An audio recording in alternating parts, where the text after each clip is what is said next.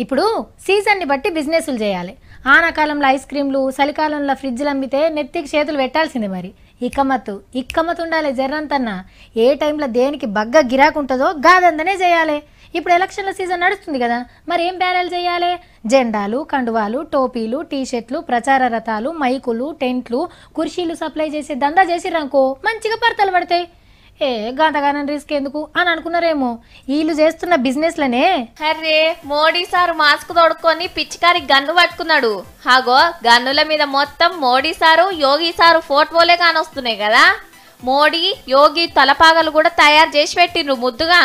ఉత్తరప్రదేశ్ రాష్ట్రంలో గీ దుఃఖంలో అమ్ముతున్నారు ఈ పొలిటికల్ హోలీ గన్నులు.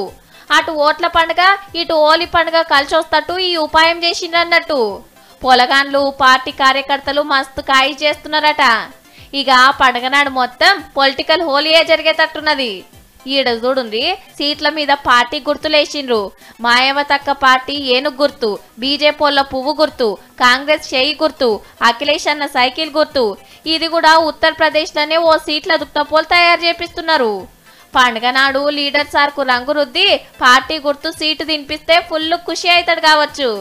ఇక ప్రచారానికి పోయేటప్పుడు గీ సీట్లు పట్టుకపోతే అయిపోతుంది. ఓటర్లకు నోట్లు తీపి చేసినట్టుంటది.